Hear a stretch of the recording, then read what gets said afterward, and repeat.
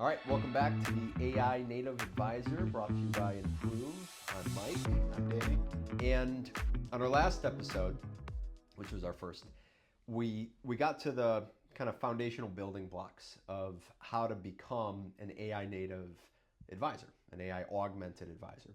And the big buzzword is AI note taker right now. That's the big flashy feature that we view at Improve as kind of this initial shiny thing that is soon to be a commodity, and there's a lot to be built upon it. So on that question, in our last episode, you started getting to some of the themes around expanded context windows, some of the things that can be done with more advanced AI models, and how a system might plug into one model for a complex task, another model for a simple task. But at the end of the day, you used the word inputs. And any of these AI systems, so Improve, we build an AI native operating system for financial advisors. It's only as strong as what you can feed into it. I kind of think of it like a menu of ingredients, right, that you feed into it, and then a menu of outputs of like what's the thing you want it to do, or where do you want it to send, information to, like a CRM. So integrations are the glue that ties all that together. Now, Danny, you've been in the code base. You've been on, support calls with all these different platforms. Building an integration, right, which there's a ton of them. What goes on behind the scenes for that? Is it as simple as you call up Zoom and flip a switch, or like what goes on when the business side, me, comes to you and says, hey, we need this integration? Like, what are you doing? Yeah, I mean, so generally the actual technical process of it is pretty similar across all APIs that you're integrating with. There's a protocol OAuth, so you basically need to be able to, if you're Mike using Improve, you come in and say, hey, I want Improve to have access to my Gmail. Okay. Then Improve needs to be, have an app on Google, let's say, that then is authenticated with Google. And when you go in and you go to Improve and then you log into Gmail and it says, hey, they're going to access your emails and whatnot, we basically need to be able to store authentication that next time we go to Google on behalf of you, we can prove that, hey, this is on behalf of Mike. Oh, okay. We can get his data. Yeah.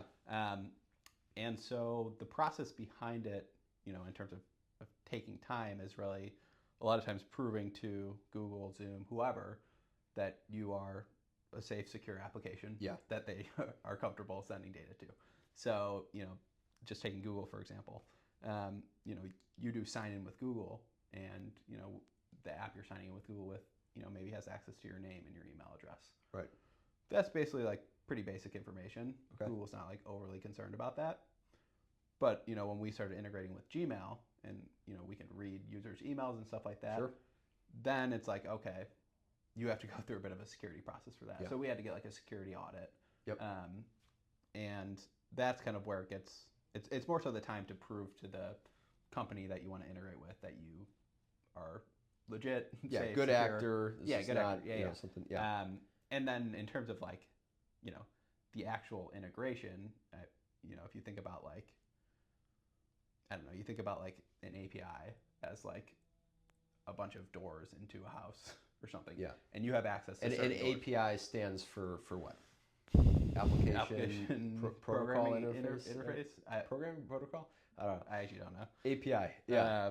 But that's basically like, I always think of it almost as it's like the drawers that we might open, right? Yeah, exactly. So like to get to something. Yeah. So if you're, Improve integrates, let's say we integrate with Salesforce.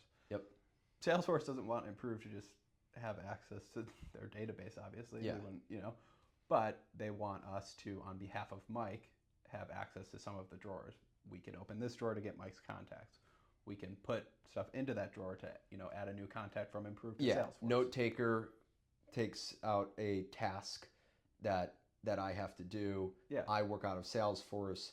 You do an API investment into a drawer versus a pull from a drawer. Yeah. Okay, so it's and Salesforce is in control of what we have access to. Yep. And so making sure that we only have access to the right drawers. Yep. So something like Salesforce, right? So I can remember running a previous company. We had 120 employees, and half of that was on Salesforce. And multiple times, Salesforce became like this rat's nest of information. And we had a whole RevOps department trying to make sense of it under the CFO. And we multiple times brought in outside consultants to help redesign and make sense of what I called the driving experience for, in our case, a sales rep, to get the best use of Salesforce. And I always had opinions on that design too. Which leads me to think about the fact that everybody's Salesforce looks different and is designed differently. So when you're in the code base and now you're doing an integration with somebody's Salesforce instance, given that they may have a different design than the next client and the next client, how do you approach that? Yeah, I mean, so Salesforce is like a little bit more customizable. It's still like structured data. So like structured data, like, all right, I have Mike Shannon here, first name Mike, last name Shannon. Yeah. There's structure to it. Unstructured data is after this podcast. There's just a wall of text, and there's nothing. You got to parse out stuff from the unstructured data. Yeah. Okay. So Salesforce is structured, but it's all right. So it's not just a mess of everybody's different fields. There's a core, a common core, call it. Yeah, but people can customize the fields. So it's structured, but per organization is going to look differently. Yeah. So when you're integrating with a company with Salesforce, like you do have to spend a little bit of upfront work that like, hey, this in my tool should map to this field in Salesforce. Yeah. We should be pulling from these fields. Got it. And so it's different upfront work for, I would say, every firm that's using Salesforce. Got it. But again, like the actual integration that you set up and like the API calls and the system to do that is all the same. Got it. And the other good thing is, I say Salesforce is structured data. It's, I would say, like semi-structured in terms of there's also, a lot of firms, like you said, it's a rat nest, and there's just like dumps of texts and random, but like there's a note in Salesforce, but that's, structured in a way, but that note itself is kind of unstructured data. Yeah. And that's what, like, I mean, with AI, with LLMs, just so good at dealing with unstructured data and making sense of that. Yeah. I mean, the notes, that I can recall taking myself, right, across any random, I've raised funds, had client deals. I would come out of a call and I would just dump it. It was like, this random array of thoughts. And maybe later I'd organize that. But yeah, so now you have all these fields in a CRM like Salesforce that are, in some cases, could be unstructured notes, right? We used to try to make fields, right? So whatever, here's, report items, here's whatever. But with AI, there's now this capability that unstructured notes and perhaps a history of unstructured notes can be made sense of. Yeah. And so we've had a few like sort of bespoke client customization requests come in of starting to try to make sense of ingesting information from the CRM, the rat's nest problem. Yeah. And this is an ongoing exploration, right? But can you just talk through the thought process from the engineering standpoint of when a client says, hey, I've got a mess in Salesforce. Yeah. Where do you even begin to think about making sense of it? Yeah, so I mean, I think you start with like, what are you trying to get out of it? So take a simple example, and like we've talked to a firm that they want to make sure that like all of their advisors know who their client's like insurance rep is. Yeah. And maybe that's a field in Salesforce. But maybe only like 20% of them fill it out in Salesforce. Sure. But some of them have it in like a note somewhere else in Salesforce. That's not in the right field. So it's like, it's kind of going through, per advisor, per contact, their Salesforce instance. Yeah. All right, what are the fields that we actually are trying to get structured? Like the noise, the signal that we want to get out of the noise. Yeah. And let's run everything else through all the notes and whatnot, through the LLM, through the system and come out with that structured data. Because like a lot of times some of the stuff that, someone might think their advisors aren't keeping track of, they are. It's just not in the place it's supposed to be. Yeah. And so it's finding that and putting it there. And, you do it on, you look at something and it's a rat's nest and there's a bunch of advisors and a bunch of contacts and a bunch of notes. But like you get the system right for that firm for one advisor, right, and one contact. And then you kind of replicate that across. Yeah. It's a huge, it feels like this big, massive problem, but actually what you just broke down is you take the building blocks and, hey, what are the three most important things we want to understand? What's the the insurance rep? that the clients are aligned with because they all have different ones. Okay, so you as the engineer and the team take that one thing and just think about, okay, now on one client instance, one advisor, how do we make sure that we're finding that? And if you can do it at the unit level, Yeah. then you can basically do it firm wide. Yeah, I would say so. I mean, you don't, it goes a little bit, you don't want to be throwing everything for every contact into a new prompt saying, hey, here, is there an insurance person here? Hey, is there this thing? So it's a good point. It's a little bit more, thoughtful than that. Yeah. But it's the same concept. You like break it down to one advisor, one contact. Let's figure out that, and then you extrapolate that. Well, I think part of that point too is as the context windows, the possible context windows for AI continue to expand, there's probably a lot of signal that the AI can help us pull out of the noise. Yeah. Right. You're using an example here where we want to know what insurance rep each client is aligned to, but maybe there's patterns that the AI across a big data set and a large context window finds for us. And we're at the early days of working on some of this stuff, but that could unlock, I think, revenue growth and referral opportunities for a lot of these firms. Yeah, and there's one side of it that's, okay, you have your whatever, Salesforce, and there's a bunch of data in there, you don't know how to make sense of it, whatever. Yeah. Okay, let's make sense of that. And then from that moment on, it's more proactive monitoring. Yeah. It's not like going back and making sense of all that every time. It's, okay, new data is entered into the CRM or entered into whatever plethora of systems. We're always running it by the AI agent to make sense of it. So that it's not like this whole backlog of messy stuff that builds up. It's proactive as new inputs are put into the CRM and other systems. Yeah. So, okay, so let's go back to the integrations, right? The API calls.